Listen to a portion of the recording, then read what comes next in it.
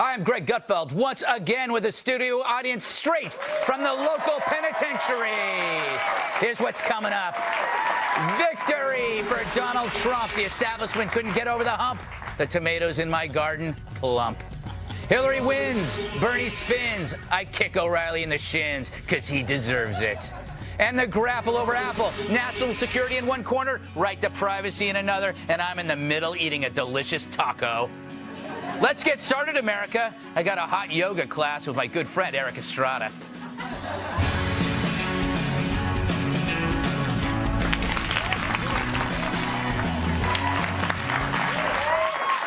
Let's welcome tonight's guest. He handles polls like a seasoned stripper. It's Chris Stirewalt, Fox News digital politics editor. And he gets more Snickers than a fat kid on Halloween. It's comedian Nick DiPaolo, host of the Nick DiPaolo podcast. And he could strangle you with a strand of angel hair pasta that beat your family to death with an egg noodle. It's Mike Baker, former CIA operative, it's true, and diligence president, whatever that is. And her hobby is gin. And I don't mean the card game, because she's a drunk. It's Joanne Nosuchinsky. And her idea of a good time is making your life miserable. National Review reporter Katherine Timpf. Here we are. So, a quick wrap on yesterday's South Carolina Republican primary. Donald Trump won by 10 points. Marco Rubio edged Ted Cruz for second. And Jeb Bush, he bailed, finally. Here's my take. You know that kid in school whose parents threw extravagant birthday parties hoping that some of his classmates would show up, but most of them don't? That was Jeb's campaign. I'm proud of the campaign that we've run to unify our country. But the people of Iowa and New Hampshire and South Carolina have spoken, and I really respect their decision. So tonight, I am suspending my campaign. Yeah. Thank you, man. Can't even do that well. Good luck, little soldier. And Donald. He's the popular jock in school whose circle everyone wants to join because if they aren't in it, they're terrified he might stuff their head in a locker. A number of the pundits said, well, if a couple of the other candidates dropped out, if you add their scores together, it's going to equal Trump. Right? These geniuses, they're geniuses. And then there's Rubio. Rubio taking second, but still looking like a kid selling magazine subscriptions so he can pay his way to summer camp. Seriously, he's not just boyish. He's like a lost Osmond, a Cuban Potsy. The 21st century conservative movement is the son of a bartender and a maid from Cuba, who tonight stands one step closer to being the 45th president of the United States of America.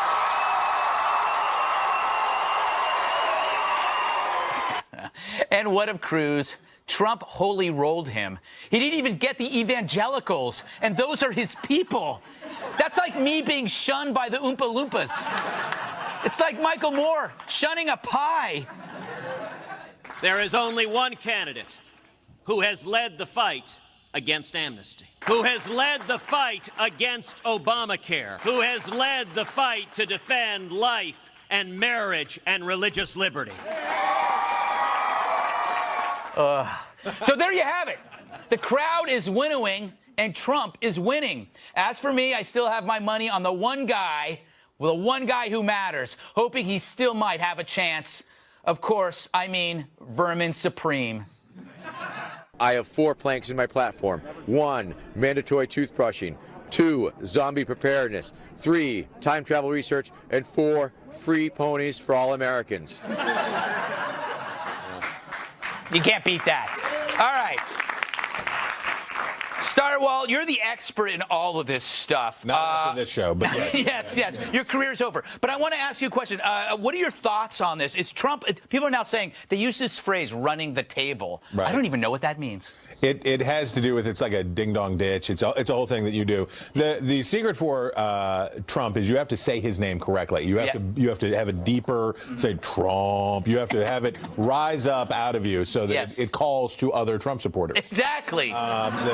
You hearken to them across the space. They were right. Well, of course they're right. And you know what's funny? The Republicans are terrible as a party. I mean, they are terrible at elections. They're terrible at all this politics stuff. They have a serious problem. Donald Trump is kicking their behinds. And they said, thanks for controlling your language. Well, behinds, I know. You could have said ass. Well, wait a minute. This may be cable, but I want to live up to a unicorn-worthy standard while I'm here. Yes. Donald Trump is crushing the Republicans. They wanted to believe after Iowa, he lost by a bit in Iowa, and they said, oh, well, there is no Trump. Let's go back to killing Marco Rubio. And I said, well, that's stupid. I mean, that's really dumb. They have to focus on Trump because Trump is engaged in what is essentially a leveraged buyout of the Republican Party. He is a minority stakeholder. He's a minority shareholder, but the rest of the board's votes are too divided to stand up to his offer. Now, the board is thinning. Jeb Bush, El Hebe, has left. There are fewer of them. The vote is less divided, and it will at some point become a Trump and Contra Trump. It'll either be Trump or not Trump. Contra Trump. Contra Trump. And that moment will come, and when it does, it'll be bad for Trump. I had Contra Trump for 6 weeks. I had to take Valtrex, and it still comes back. Nick, did you have moderate to severe? Yeah, I had moderate to, yes, exactly. It lasted 4 hours. I had to go to the emergency room. I told him I fell on it. Humira. Married to one shot. We're doing all of the Fox commercials. Yes. Catheters. I need a catheter. Yes. I reverse mortgaged my catheter. If you've been buying gold, you could have gotten one of those catheters. Exactly. William Devane has all my catheters in his safe. All right. Nick, thoughts? About what? About what the hell happened last night, you idiot? Well, first of all, Jeb Bush, I can't believe he got into the race in the first place with that name. Every time I saw Jeb Bush, I heard the music they play on The Price is Right when somebody loses. And then when he said he was suspending his campaign, he had to say, please clap. I know. Was that? Oh, come on. Trump, you think I like Trump because he's sexist? He's like, no, Trump is ripping off you. He's anti-immigrants. Okay, you got me. Yeah. No, I'm convinced that Trump listens to your podcast because everything he says, you say a day before. He'd be doing a lot better if he's listening to my podcast. Yes. And it would double your audience. Absolutely. So, but I don't know who we can't lose. Yes. Trump, Cruz, Rubio. I mean, come on. Yeah. 9-year-old socialist. Yeah. Who's getting young women's votes. Yeah. You talking about Hillary? Yes. Yes. If you young girls want to feel the burn, have unprotected sex. Okay. Thank you, Nick. All right. Yeah, actually, you know what? That's a great message for America's youth, and I applaud you for that. No, it is. He's basically just told you to wear protection. Right. Speaking of protection, Baker, your former CIA. The one thing that worries me about Trump, and I've said this before, very vague on specifics about what he's going to. Yes. Thoughts? How do you feel after Saturday? How do I feel after Saturday? Yes. I feel like we're approaching the end of days. Really? Right? I don't know. I mean, look, I understand. I get it. At first, it was the entertainment value, right? And all that whole brain trust. Who at the very beginning of this exercise thought Jeb Bush was going to do it because he had the support, he had the dollars, and everything. Now all that brain trust is out there saying, well, I don't even know why he bothered to get in the race. But nobody saw this coming. Nobody saw Trump at this point. Well, besides you. I told him to run. To be fair. You were there. Yeah. I was. You were there when I told him to run for president. I said, did this? Yes, I did it. But he was planning on it anyway. We were at his office, and I said, you should run. And he goes, what did he say? He said, if I run, the whole place is going to go crazy. They will see nothing like this. That's my impression of Trump. But people made that leap. People made the leap from him being entertaining to somehow they jumped that chasm to think he's a good president. He's a presidential material guy. And I don't get that. I don't understand it. I understand that there's a lot of anger out there. I think all that anger is directed at the past 7 years of this administration and what they've been doing here in this country. But at some point, we have to look and think, it's not going to be Bernie Sanders. It's going to be Hillary Clinton. We've got to have somebody who can beat Hillary Clinton. He might do it, though, Joe. You know why? He has all of those former contestants from The Apprentice that can come out for him like Omarosa. Whatever she says, I say true. yes. But you know what? He is getting people outside of the party, right? I think so, yes, because he does appeal to a large range of people by being so vague. Everybody can be angry. Yes, everyone can be angry. I definitely, as a woman, I have so many emotions. You do. You do. Yes. So I definitely get that, the emotional aspect. But if you're very emotional parts of the time. Are you okay? Not the whole time. I'm okay. Okay. But when he's up against a Rubio who can really offer those policy plans, just one is going to seem more prepared than the other. Neither is offering specifics, to be fair. But at what point do we step back and say, oh, what? President Trump? It's possible. I want to bring Kat in because, Kat, you always have a unique perspective on how, from the libertarian point of view, or what I like to call the point of view that will never get elected. Well, yeah, we can see from the rise of Trump that reasonable ideas are not so popular, which is unfortunate. Wow. I have spent a lot of my day being sad about Jeb Bush, though, and I don't know why. Because he was a good person. I don't know why. It's bothering me. I'm going to journal about it later. I live a passionate life. You do. But Trump, okay, so the Conservative Party has been trying for a while to libertarians and hawks and evangelicals, and everyone's kind of all over the place, and nobody really likes anybody. So they're saying, oh, it's kind of funny when that guy says that thing about the wall. I like him, right? Yes. Whenever he says build the wall, build it quickly, I laugh, even though I know that this all means we're in the end times. So... It's not the end times. This could actually... the end times. They're coming at you, Greg, and you better be ready. No, I prefer to deny it because, I have a bunker and I filled it with all those cans of seeds. Seeds, cans of You know those commercials that sell the cans of Are seeds? you trying to put us out of business? Yeah. We're trying to have a channel here, Gutfeld, okay? Yes. All right. Is it possible that this is going to happen? This is going to happen, Chris. We're going to have a President Trump. He could beat Hillary. Well, I mean, to be fair, if you are under indictment, it is rather hard to win the presidency. Yes. The Republicans have to choose carefully for two reasons. One, Hillary Clinton will be much harder to beat in a general election than they would like to believe because she'll start out with 47 or 48% of the vote. And she and Donald Trump score the same on two metrics in a consistent number of polls, again and again and again. They score the same in two areas. Thickness. They told me I shouldn't come on this show. They told me I shouldn't come on this show. Do not applaud that joke. Do not applaud that joke. Terrible. They told me I shouldn't come on this show, and they were right. And they were right. They scored the same in two metrics, and that is... You keep saying metrics. Yeah. That's why you shouldn't be on the show. I know, there's a lot of reasons. Isn't that Canadian? Yeah. And so there's two metrics. Smell the syrup. The danger is, I was born in Michigan, which is dangerously close to Canada, by the way. Hey, Chris. Wow, it's not what are those two metrics? The two metrics.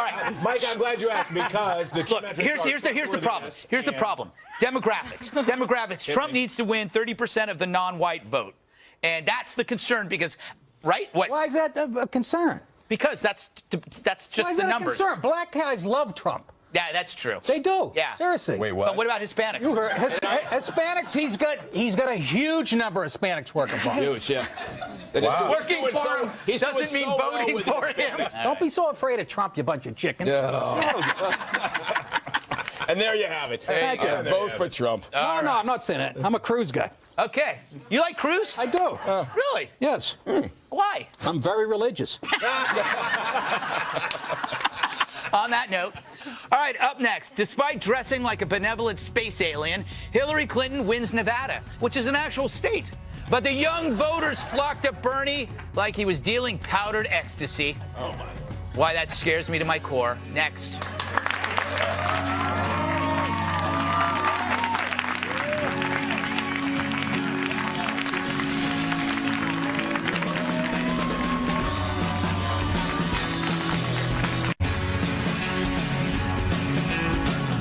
Some may have doubted us, but we never doubted each other. And this one's for you.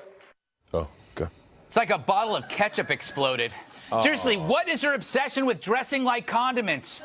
You got mustard, you got ketchup, What's next? Tartar sauce? Pesto? But she won and Sanders lost. But here's the scary part. Polls show that Sanders won 72% of voters under 45. That's scary because Sanders' resume is thinner than Rubio's hair. Oh. Decades ago, Sanders lived in a shack with little electricity. I understand the simple life, but the Waltons were on TV in the 70s. They were not the 70s. To make cash, Bernie wrote porn, and not the good kind. Have you read it? I have. 12 times. Maybe more. But worse than his porn are his politics. Remember, he's a socialist, and he's lecturing America on success. That's like the Pope writing Yelp reviews on strip clubs.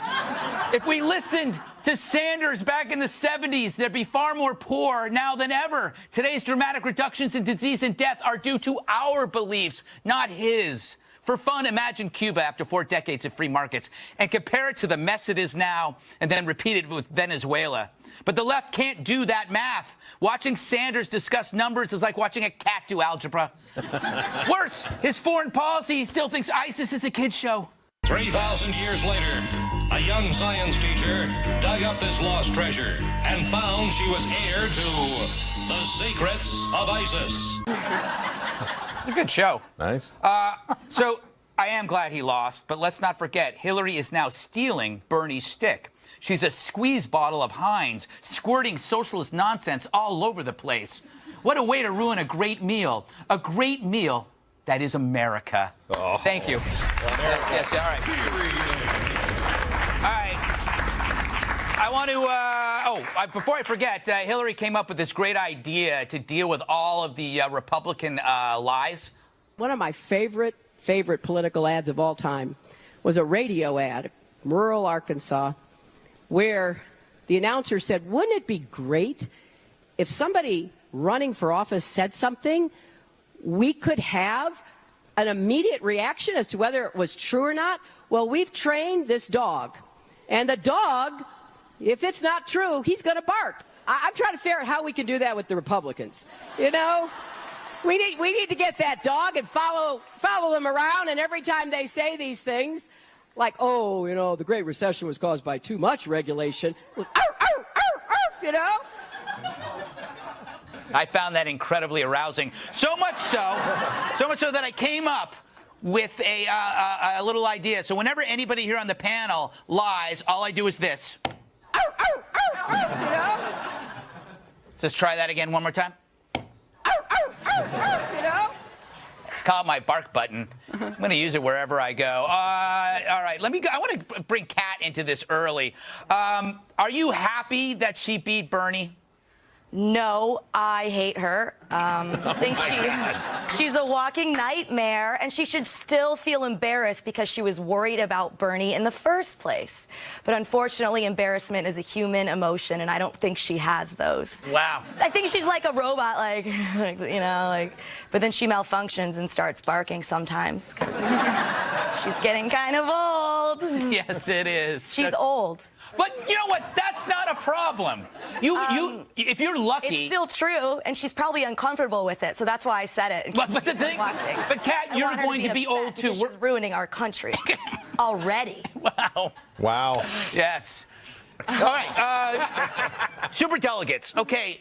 I don't understand superdelegates. Is that like compared to delegates? I mean, is that like in Charlie's Angels, like a superdelegate is Farrah Fawcett and a regular delegate is Cheryl Tiegs? You're wrong about Cheryl Tiegs, first of all. All right. First of all, you're wrong. No, the Democrats, look, the parties are allowed to pick whoever they want to be their nominees. Yeah. The way, and I'm neither a Republican nor a Democrat, so they can all either go to hell or pick presidents or whatever. Right. That's fine. But the Democrats have superdelegates so that at the end, the party establishment has free agents that can swing in. Mm-hmm. So if the Republicans had superdelegates, do you know what the superdelegates would do? They would get rid of Trump. Not Trump. Yeah. Not Trump. Yeah, They would exactly. say zero Trump. There would be 300 people at the convention at the end that would say, boy, that John Kasich is a charming young man, and I have always enjoyed his positions on Medicare. Nick? So can I ask a question? Hit it. So like Hillary, you know, in New Hampshire, right? Right. She gets smoked by 20-something points but wins the delegates. Yeah. So why go out and vote? Well, she didn't actually win the delegates there. What she did was deployed the humans who were part of her organization. Remember, they're no humans. Deploys a human. She deploys. She has what do we call them? Humant. Yes. She deploys these people who are part of her, are retainers of her family for 30 years, and then she says, "Now I have just lost a humiliating defeat. Now you declare your allegiance to me today." So that she didn't win any delegates there, but she deployed those assets as she could. This is depressing and boring. Yeah. Mike. Yeah. So many young people think Bernie's view of America is correct. And so many of these people are white, liberal, educated kids sponging off the greatest free market system in the history of the world. You nailed it in one, Greg. Thank you. That's it. Look, this is what I think is fundamentally very disturbing about this race, is Bernie Sanders pulling from that young crowd. And I think people say, well, they just don't understand what socialism is. And I think that partly that's true. But part of it is, if you don't imagine yourself part of the American dream, if you don't see yourself doing well and working hard and striving and eventually becoming wealthy, you don't give a crap about 80 or 90% tax rates because you're not going to pay them. So take them from the bastards that have it. So I think a lot of these people, a lot of the young people, after 7 years of this current administration beating on them, telling them they're victims, the system's screwed, they can't get ahead, I think that message from Santa Sanders, I think, actually plays pretty well with them because they don't imagine themselves part of the dream. That right there is fundamentally a real problem that we're going to be facing. I never imagined myself part of the American dream. I never did. Well, see, didn't bother me. Yeah. I've always imagined myself being a millionaire. Yeah, you work like a dog, Greg. You're not depressing. I'm depressing. Joanne, you were probably drunk, so maybe you didn't see the results. I caught them later when I came to. Yes. But yeah, you know what? Bernie is a flight attendant's worst nightmare because he is the guy that puts the oxygen mask on his seatmate before himself. Okay, that's what socialism essentially is. Bernie, like you said, didn't receive a paycheck until he was 40, right? Has $65,000 reportedly in credit card debt. How can you help the rest of us if you cannot help yourself first? And that's a question that the voters need to ask themselves. The thing is, going back, Kat has this visceral dislike for Hillary. The problem is that Bernie is actually very likable. Oh my gosh, yes. Yeah, he's a great neighbor. You know why he's a great neighbor? You can take stuff from him and never return it. Right. Like you could borrow his lawnmower. He's a super nice guy. No, you know you can't. He'll never ask for the rake. He'll never ask for the rake. He can't. Why? I mean, Bernie believes that the community should own the production of goods, right? Yeah. And that the government should then be responsible for determining how those goods get put. No, that's not communism. That's socialism. I know, but he's light socialism. He's like he's light socialism. Like Socialism light. I'd drink that. He's like a 6 out of 10. You would drink anything. I just like Bernie because he still goes to the library. Oh, yeah. Goes to all of his books have that little cellophane protection. So are you ready for some hard-hitting journalism? Sure. Stay tuned for a special news roundup with our Agreeable correspondent, Jerry Carbondale, who will be reporting on a man named Trump.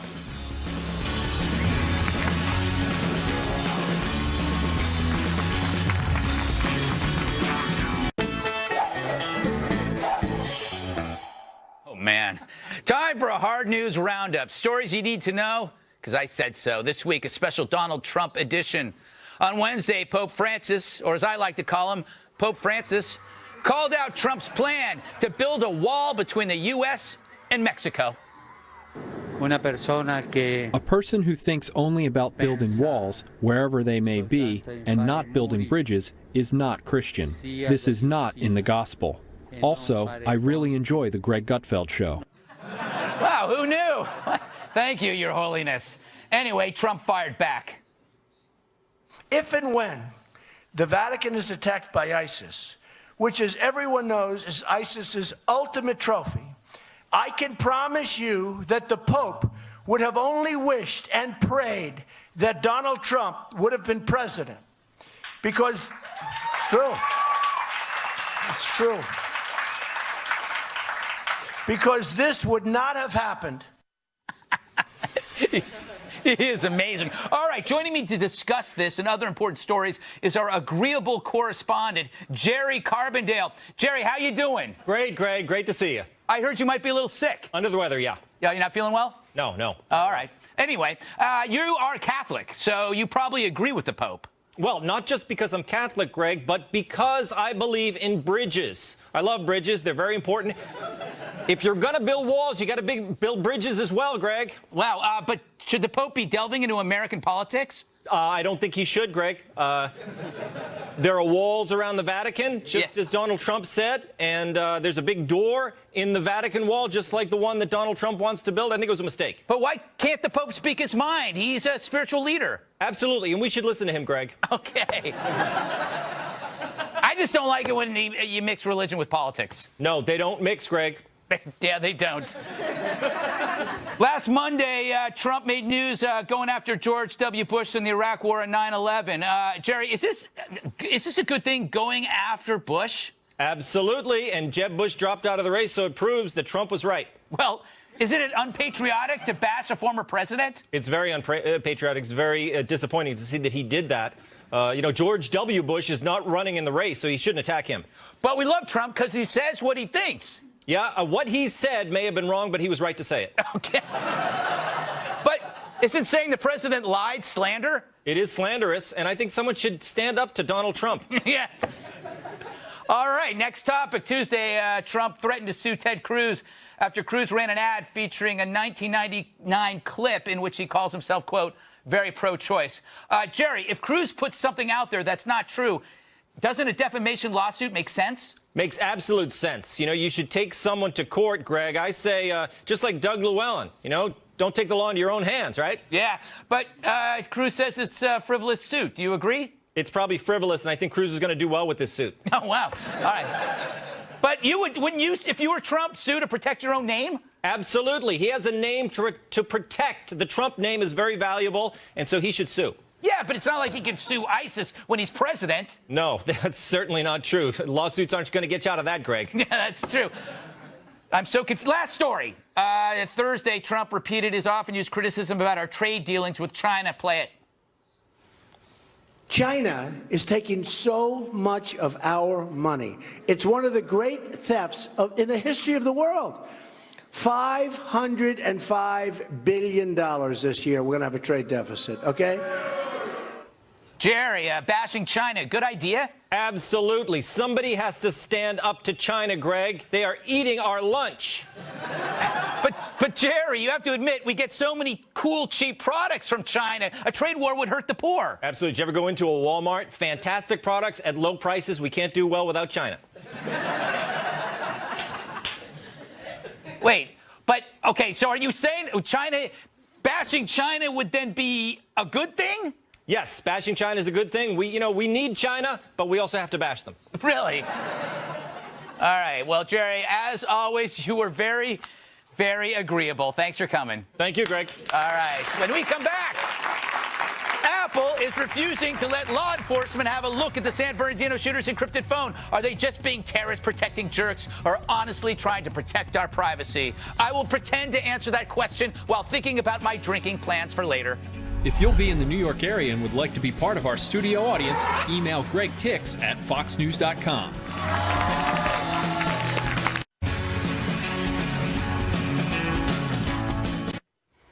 Is Apple full of crap? Poll. An iPhone was found in the vehicle of the San Bernardino terrorist. The FBI believes it could contain key information, so a court order ruled this week that Apple must give the FBI reasonable technical assistance, specifically asking the company to kill the data erasing feature that kicks in after 10 failed attempts to unlock the phone. Lift that, and you could apply unlimited passcodes to access the phone. I'm already confused because I was an English major. But critics argue that once Apple allows this, you could use it to access any phone. So Apple says it's not going to do it. They released a statement saying, quote, we can find no precedent, not sure what that means, for an American company being forced to expose its customers to a greater risk of attack. So on Friday, the DOJ issued a motion to compel Apple to comply. Apple says they will appeal the motion, but while they were doing that, I decided to do this. How hard is it really to open an iPhone? Let's find out. Got my handy goggles. Take them wherever I go, because I did adult films. Hammer. Coffee. Ooh.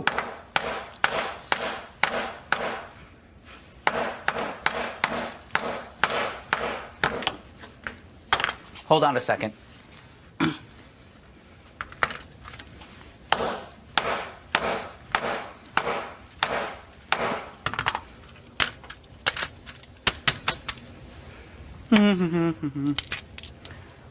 There's nothing there. Well, that sucks. This phone cost me $500. Hard-hitting journalism right there. Kat, you're the so-called libertarian, i.e. you have no power in this world. You clearly, obviously want the terrorists to continue enjoying encrypted phones. Wow. Okay. You know, here's the thing. People are criticizing Apple a lot on this, saying it's a marketing ploy, so they don't really care about our civil liberties. But the thing is the motivation doesn't really matter to me. For example, when a guy comes up and wants to buy me a drink at a bar, I know his motivation's disgusting, but I do want that whiskey, right?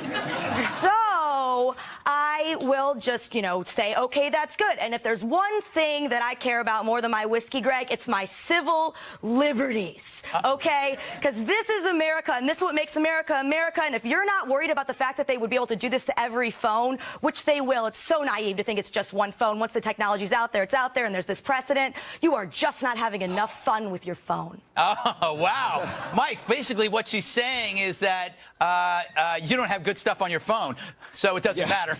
yeah. And that's all right. No, Let me. I'm going to explain this in as simple terms as I can. And let's set aside all the hand-wringing and the self-righteous crap that this is developed into, because these conversations are important. I'm not going to deny that. You always have to have conversations about where that pendulum swings, privacy, civil liberties. I get that. Security on the other side. And it's always trying to calibrate. Get the point. But here's the deal. The FBI went to Apple. They got this phone. Right. They know for a fact there are dozens and dozens and dozens of texts on here from the shooter. So they went to Apple, had lots and lots of conversation with them. Right? Yeah. And Apple just kept basically saying F you. And so they did help them get the data off the cloud. Right. But the last time it was uploaded was in October. So you got a couple of months of data on there. Right. Now, if you read the court order, all they're saying, and they went to Apple and they said this before they had to issue a court order because they were making this offer. They said, you take the phone, you keep it on your Apple facility, you create the system information file, the SIF, that you just force onto the phone, and then you destroy the SIF. We don't care. Just destroy it, but give us the freaking text off this phone, please. They said it in a diplomatic way. And so give us the text off this. And it's turned into this. That Bureau wants to create a system, a backdoor to all the devices. If you read the court order, subject phone, keep it on your facility, create a file, destroy the key, that's it. And then just give us the text. Wow. Maybe the FBI should try harder. Yeah, you know what? Nobody's saying the FBI can't do it. It's just it's not Apple. The phone doesn't belong to Apple. They just made the phone. Yes, and you know, and FBI if you can try harder to do and it. study the way the encryption works. They've got the, and it's a good thing that they hold the proprietary data. But I never bought the whole Santa Claus thing. I was right about that, and I'm right about this too. You know? Does she look? Study the way the encryption works. Study Intelligent argument. Thank you. And you got to go. You got to have Apple's cooperation, just like you need the cooperation of any other company. You can't force them to And you know where just like any other company. That'd be great for the government to just. Hey, this is becoming Hannity. Right. You know what? Yeah, exactly. All right. Greg. Let me one last thing, Greg. Yes. One last thing because I was shouted down by Kat, which actually was kind of exciting. Get to the point. Okay. The point is, the place to fight these issues is in the court process and through the legislation that are designed for parameters by the people's representatives and the warrant system. The Bureau went through all of that, and now what? You got a technology company saying, well, we don't care about the courts and the legislation and the warrants. We know best. All right. I got to get these poor fellas in. What if the phone? Oh, you're good. You're taking a bye. You're treating this like password. Exactly. All right. If this phone contained information about a bombing that would occur at Apple, Cook would feel differently, right, Nick? Absolutely. It's security versus privacy, civil rights, right? Yeah. But civil rights don't matter if you don't have a country. So security already wins out. Yes, exactly. Am I right? I agree, Joe. And can somebody help me get into my emails? I haven't been like 10 years.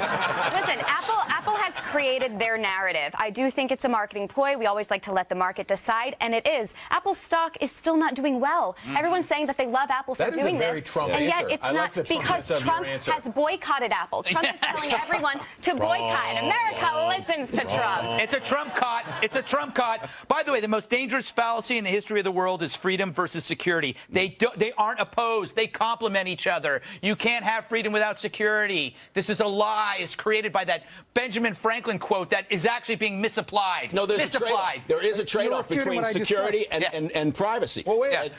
And the president. Privacy is different than freedom. Yes. Privacy is a different. Privacy, civil liberties. That's it. Yeah, exactly. I meant privacy. Yeah, you meant privacy. Yeah. Stipulated. I always leave my drapes open because I don't care. It's their All right, this year, you have another reason to hate the Oscars. It's on opposite this very show. Joanne and Kat hatched a plan to try to boycott the event. Were they successful? Probably not. Stick around.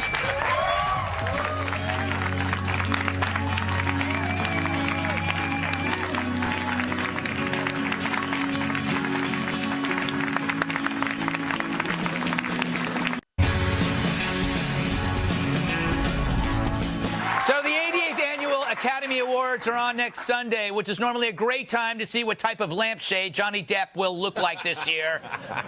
A fat one, I might add. Unfortunately, the last hour of the Oscars are going to be on at the exact same time as this show, our show, next week. So I told our very own Joanne Nosuchinsky and Katherine Timpf to see if they could come up with a simple plan to remedy this. Watching the Oscars is like getting a colonoscopy. It's long, uncomfortable, and there's way too many cameras. So we came to Times Square, which is the meeting place of all film enthusiasts, to try to convince people to not watch. Let's go. So, are you going to watch the Oscars? No, not at all. No, you're not? Okay. Are you going to be watching the Greg Gutfeld Show? Is that why? No, not at all. Are you going to be watching the Oscars this year? Yes. Cut. Okay, so that's the wrong answer. If you could do it again for me one more time and say no. Ready? Okay. Are you going to be watching the Oscars this year? No. Terrific! I'm actually going to the Oscars. You should watch the Greg Gutfeld Show instead. Who's that? Have you ever seen Leonardo DiCaprio? Of course. He looks nothing like that. Do you want to live in a world where Meryl Streep has been snubbed from a nomination? No. I agree. What is the point? You know who is nominated? Leonardo DiCaprio. He's never won one before. Should he win this year? I think so. Yeah, I like it. Really? Are you guys friends? No. Then you shouldn't care. So, are you going to watch the Oscars? Hell yeah. Really? How can you do that after the way that Happy Gilmore was snubbed in '97? So will we be watching the Oscars this year? Yes. Okay, maybe we shouldn't, because if you think about it, the idea of a red carpet, that's kind of elitist, isn't it? No, it's very fun, no? And so many... Well, think about this. Why do people wear shoes on a carpet? For sure they need that. Especially for girls, they need high heels, no? And isn't that awful? Feminism is a huge thing now. We don't need to wear shoes to look hot. Yeah, in a way, it makes sense. Okay, I'm gonna go now. What would your award speech sound like if you won an Oscar? If I won an Oscar, I want to thank God, thank my family, all my supporters, Level Salon Studio, Houston, Texas, Lansing, Michigan. We're on the map. That's great. You've practiced this. That's great. If I give you a prize, will you promise not to watch the Oscars? Depends. Okay, the prize is this Magic Mike XXL DVD. All right, I'll take the DVD. No, trick question. I'm never parting with this. I mean, this is... Also, it's not actually Magic Mike XXL. I got it from a guy on the subway. The Oscars. Are you going to watch the Oscars? Watching the Oscars. Je sais pas ce que non. Hein? No? You're going to be watching the Greg Gutfeld Show? No. Is the Greg Gutfeld Show your favorite show? Favorite show? Yes. That's good. I'd like to point out at the audience and everybody at home that if there was no Times Square, there would never be Man on the Streets on any show, because people who work in television are too lazy to go anywhere else. Yeah, it's a block away. It's a block away. Yeah. It's still pretty far? Cold sometimes. It's awful. It's actually really awful, the things we do. I know. All right, that was the opposite of helpful. Coming up, meet our studio audience. They're all nude.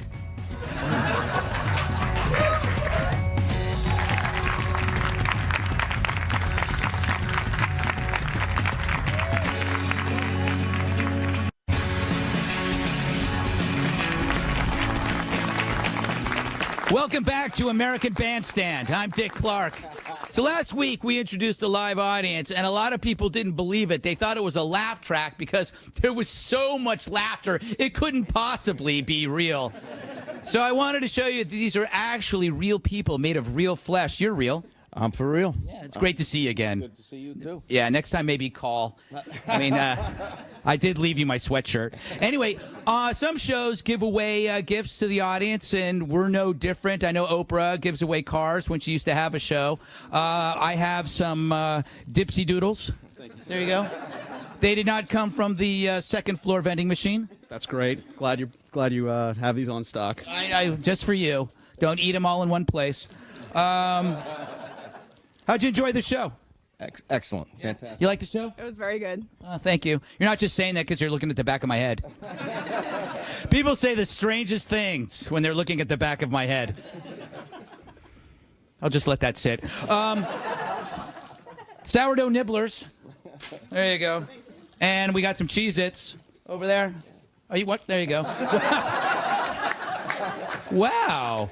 You're not shy about your niblets, are you? So where are you from? DC. Oh, did you come all the way here for the show? I did. I don't believe you. By the way, what does DC stand for? District of Columbia. Very good. You win a car. You win absolutely nothing. Who was your favorite guest tonight? I'd have to say Joanne. Why do you say that? Always great. Always fun to watch on the show. So it has nothing to do with what she says? No, it's more about the drunken quality. About the what? It's more about the drunken quality. Drunken quality. Yeah, she is. She is constantly inebriated. She has no idea what it's like to be sober. All right. On that note, we have a quick program reminder. Next weekend, you're going to want to watch us Sunday, 10 p.m. Eastern Time. I want to thank the guests, Chris Stirewalt, whose career is over, Nick DiPaolo, CIA or ex-CIA Mike Baker, Jerry Carbondale, very agreeable, Joanne, and Katherine.